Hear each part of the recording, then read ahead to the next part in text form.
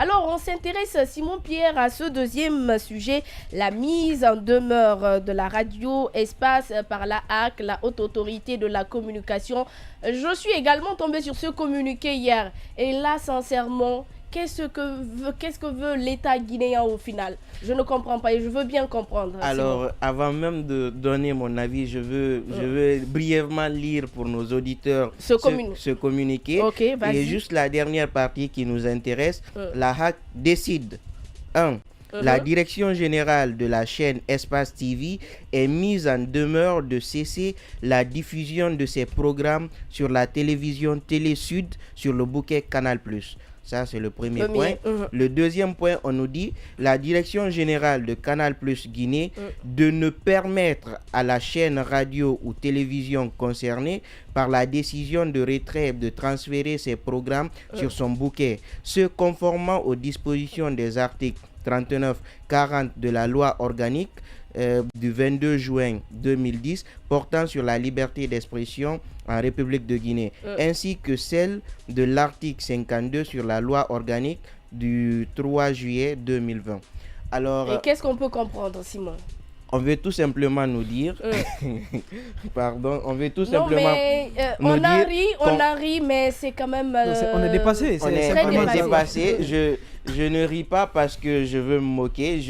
Non, je comprends. Je suis dépassé. On nous dit premièrement que la radio, espace et télé est mise en demeure de ne pas diffuser, c'est-à-dire tous ses contenus sur la télé du Sud. On sait qu'il y a pas mal de restrictions ces derniers temps où chacun essaie à sa façon de contourner pour pouvoir satisfaire les auditeurs.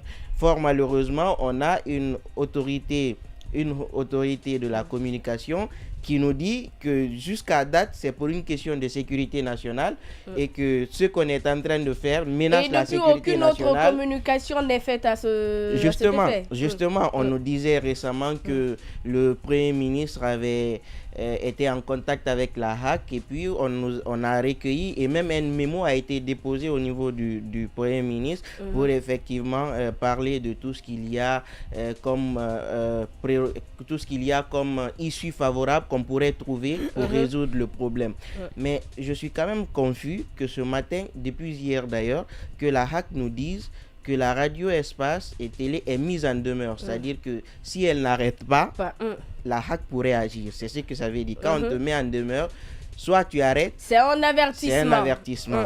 Et puis l'autre pan du deuxième point, c'est de dire effectivement que la direction générale Canal+ Guinée de ne permettre aucun transfert de contenu des différents programmes des médias concernés par la première décision. C'est-à-dire que en principe, Canal+ Guinée ne doit pas permettre qu'Espace fasse un transfert sur une autre télé. Donc c'est ce que ça veut dire. Aujourd'hui, et là, c'est très grave d'ailleurs. C'est très grave parce que vous avez Canal+ qui est venu s'installer en République de Guinée, qui est une entreprise qui fait du commercial, qui a des partenaires et qui paye des taxes, qui paye des impôts. Qu'on nous dise que Canal+ aussi, on met des restrictions. Sauf que Canal+ répond aux exigences de l'État. Bon, si je ne vois pas de loi qui donne de lien de subordination entre l'État et Canal+, à partir du moment où ces deux entités complètement différentes, à partir du moment où Canal+ ne commet aucune infraction, je pense qu'on n'a pas d'injonction à recevoir de la part de l'État. Maintenant, ce que je veux dire, c'est que on a un gouvernement, on a un État qui depuis un certain moment est en train d'aguiler, est en train de mettre dos au mur la presse tout simplement. Et l'argument farfelu qu'on a trouvé, l'argument déshonorant qu'on a trouvé, c'est de dire que c'est une question de sécurité nationale. Moi j'ose croire que tout ce qu'on a fait ce matin dans ce studio n'inquiète aucunement la sécurité nationale. On a des auditeurs qui sont contents, c'est pourquoi ils nous appellent. On donne de l'information et puis on fait des émissions, on dénonce ce qu'il y a à dénoncer, on fait correctement notre travail. Vous allez prendre dans l'émission le journal des auditeurs, on échange avec les auditeurs, c'est plaisant, on recueille des problèmes et puis on apporte des solutions. Dans les autres programmes également qui suivent, vous avez Wonga Yafeng, l'émission où on rigole, on parle des sujets d'actualité et puis les citoyens, un peu tous les secteurs. Tous les citoyens, tous les secteurs, tout le monde est content, ainsi que tous nos programmes. Je ne vois pas en quoi, en ce qui nous concerne, on inquiète la sécurité nationale. Maintenant, revenons de l'autre côté. C'est aujourd'hui aussi du cas de Espace qu'on parle. Aujourd'hui, la radio Espace, on a habituellement l'habitude de dire que les grandes gueules, c'est aussi leur émission où ils dénoncent des faits, où ils font correctement un travail. On aurait compris si par exemple on avait notifié à Espace que voici les infractions que vous commettez, on vous convoque pour ça. Et là, l'information passe mieux. Et puis le principe du contradictoire, on aurait pu s'asseoir, échanger et trouver et prendre en fin de compte une décision. On ne l'a pas fait. Espace aujourd'hui a trouvé le moyen de dire bon, comme par là ça ne marche pas, on va essayer la télé du Sud. Mais de l'autre côté aussi, on vous dit, on vous met en demeure de ne pas publier. C'est-à-dire que, coûte que coûte, vous devez vous en tenir à ce qu'on a dit, même si c'est illégal, même si on ne veut pas vous écouter, on ne veut pas vous entendre. Il faut rappeler qu'à un moment, l'État voudrait mettre fin à toutes les émissions politiques. Mais Ghané, je reviens à toi. Est-ce qu'aujourd'hui, on parle de Espace, mais est-ce que dans les jours à venir ou dans les mois à venir, un autre média ne sera pas ciblé? Non, je crois bien que ça, c'est déjà connu de tous. On aime souvent le dire dans les différentes langues, que quand la case de ton voisin brûle, il faut lui apporter donc au secours, au risque de voir la tienne aussi prendre du feu. C'est ce qui s'est passé avec le cas Djouma ici. On pensait que c'était Djouma qui allait simplement être privé donc de ses droits au lendemain du 5 septembre. Voilà, avec la descente musclée des gendarmes, également aussi des éléments des forces spéciales qui sont venus chercher des pick-up dans la salle de rédaction de Djouma ici. Donc certains étaient restés bras croisés en attitude spectateur et on a vu ce que ça que Djouma allait tomber et que c'est Djouma qui était ciblé. Mais fort malheureusement, l'effet boomerang, n'est-ce pas, a ressenti. Même les sites en ligne ont été affectés, guinématin.com, Guinée News et tant d'autres sites. Inquisiteur qui a été même fermé et mis dans le tiroir. NITT également aussi, la pression du syndicat donc de la presse en ligne ici, ça n'allait pas aboutir ici. Donc moi j'ose croire que ça c'est un pas qui vient d'être pris par le gouvernement. Comme on a dit que si vous avez 15 km à parcourir un jour, il faudrait toujours commencer par un pas. C'est un avertissement pour les autres médias. Donc de s'apprêter pour dire que les jours à venir ici, ils seront totalement éteint, c'est ce qui est vu, c'est ce qui sera fait ici. Ensuite, moi, je vais les interpeller sur la question de la collaboration avec la HAC. Vous savez, il y a ce qu'on appelle... Il ne faut pas d'ailleurs oublier que Sékou Jamal Pendessa exactement, il est toujours en détention. Il faut dire que c'est par la volonté des hommes et non la volonté de la loi. La volonté des hommes et non la volonté de la loi, parce que tous les faits qui lui sont reprochés ici n'ont pas du tout été constitués, parce qu'il n'était ni sur les lieux, il n'a pas... Bon, ça, c'est un autre cas ici. Mais le problème aujourd'hui, il ne faut plus compter sur la HAC. Moi, je le dis haut et fort aujourd'hui. Vous savez, quand une institution a été ressuscitée de ses cendres, la personne qui incarne cette institution devient ce qu'on appelle ici l'instrument de mise en œuvre des actions de son bienfaiteur. Mais depuis un moment, la haute autorité de la communication est prise en témoin, mais jusque-là, rien n'est encore fait. Non, mais moi je pense bien que ce n'est même pas qu'on appelle une prise en témoin. La haute autorité participe aujourd'hui à l'étouffement de la presse. C'est l'instrument de mise en œuvre du sale besoin prôné par le CNRD. C'est ce qui s'est fait, seulement que les patrons des médias n'avaient pas compris aujourd'hui, qu'ils sont en train de marcher avec leurs ennemis ici, parce que quand c'est très difficile, pendant que vous êtes à la recherche de votre épingle qui est tombée ici, le voisin qui est à côté ici, si le piétine, je ne pense pas par quel miracle vous allez retrouver ici. C'est ce que la HAC essaye de faire. Le double G, la journée, il est avec...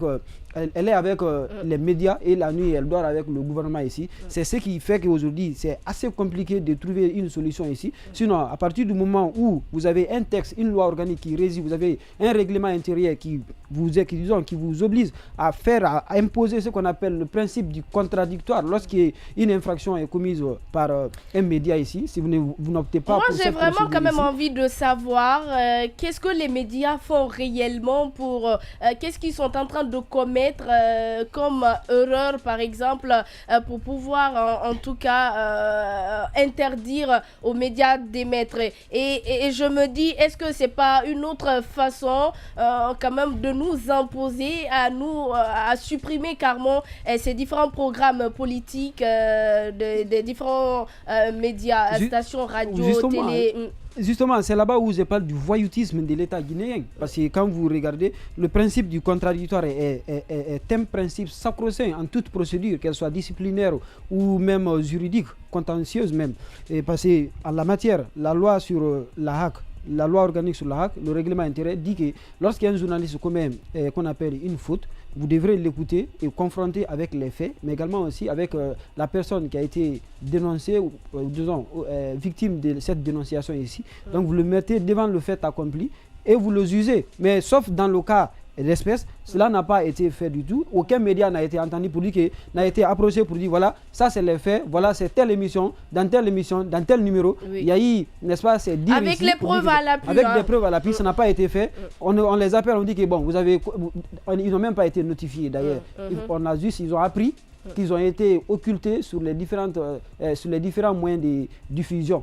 Ils n'ont pas été confrontés aux faits, ils n'ont pas été entendus sur les faits ici. Donc c'est par la volonté non seulement du président de la HAC, je vais parler ici de Boubacar Yassine Diallo, c'est de sa volonté et également aussi de la volonté du ministre Ousmane Gawal Diallo et aussi du président de la transition, le colonel Mamadi Doumbouya, qui s'était fait, le général Mamadi Doumbouya, qui s'était fait à un moment donné innocent donc, de cette situation, qui a interpellé son premier ministre là-dessus. Le premier ministre également aussi, qui à son tour a dit que non, qu'il n'était pas au courant de cette situation. Mais après tout, ça fait déjà 3 mois, ils sont tous informés. Finalement, à qui la faute hein? Alors, qu'est-ce qu'il faut comprendre? Quelle est la solution?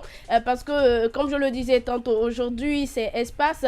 Demain, ça peut être Dioma ou ça peut être un autre média de la place également. Non, aujourd'hui, personne n'est épargné. Ça a été Dioma avant les autres. Bien sûr. Aujourd'hui, c'est-à-dire Espace a voulu trouver une autre solution pour continuer à travailler, à émettre et puis atteindre plus de personnes possibles. Mais aujourd'hui, on voit que la HAC fait opposition. Aujourd'hui, j'ai juste envie de dire qu'on ne peut pas, Diane l'a rappelé tout à l'heure, on ne peut plus compter sur la HAC. En fait, vous avez des journalistes, des anciens journalistes qui se retrouvent à la tête d'une institution, qui aujourd'hui, au lieu de comprendre ce pourquoi ils se sont battus depuis des années, comprendre l'importance de la liberté d'expression, l'importance d'avoir aujourd'hui des médias. Il n'y a qu'à comprendre que les journalistes ou le média, on est abandonné à notre propre sort. On est abandonné à notre propre sort. Malgré toutes les restrictions, on arrive à faire le minimum. Et malgré ce minimum-là, on veut aussi nous retirer. Aujourd'hui, c'est une volonté affichée pour le CNRD de faire taire tous les grands médias. C'est-à-dire, on est dans une transition où on fait des choses, on ne veut pas que ces choses se sachent. Donc, on fait l'effort d'écarter tous ceux qui pourraient parler de ces choses. Aujourd'hui, sous l'ère du CNRD, il y a eu combien de cas de corruption où le ministre Charles Ouet lui-même a dit que moi-même, j'ai poursuivi certains de mes collègues, de mes homologues. Donc, c'est pour dire que même des ministres détournent. Ça, c'est le premier point. Si le ministre détourne, et les directeurs de cabinet, et les secrétaires généraux, et les directeurs préfectoraux, et tous ceux qui sont à la base, comment ça se passe? Vous avez des rapports fournis par des entités à la base, des ONG aujourd'hui, sur des cas de corruption flagrants. Aujourd'hui, on a vu d'ailleurs récemment, il y en a plein. Il y en a plein. Mais qu'on vous dise, on ne veut pas que vous parlez de ça. Je peux dire que c'est par méconnaissance. Et je veux dire que si un cadre vole, il faut dire qu'il a volé. Il faut dénoncer. Il faut dénoncer. Il ne faut pas passer par 4 chemins. Maintenant, si on a des choses à nous reprocher, il y a la HAC, il y a le règlement intérieur, il y a la procédure. Parce que la haute autorité est quand même là pour ça. Pour ça. Et qu'on nous dise, tel journaliste a fait ceci, il a fait cela, voici ce qu'on lui reproche. Et à l'issue de ça, s'il est avéré, voici des sanctions. On a vu des journalistes qui ont été interdits de rentrer dans les studios, d'exercer pendant un bon moment. Comme le cas Dioma. Dioma, par exemple. Donc, mais ce que je veux dire, c'est que l'argument farfelu qui est la sécurité nationale ne s'y est plus. La volonté affichée du CNRD, c'est faire taire tous les grands médias de la République de Guinée. On fait le sale boulot pendant cette transition et personne ne doit le savoir. Et si on ferme tous ces grands médias, c'est que la population va vivre dans le noir. Absolument. C'est pourquoi aujourd'hui même je plains le ministre Charles Ouet d'être dans l'impossibilité de traquer les blogueurs dont il considère comme étant les ennemis de la République ici. Parce que si on éteint les médias, il va sans dire qu'on donne place à la désinformation. n'est-ce pas, la circulation des folles rumeurs. C'est ceux qui sont en train de se préparer et cela constitue un autre vecteur qui peut même acculer le gouvernement de la République à faire face à la population ici.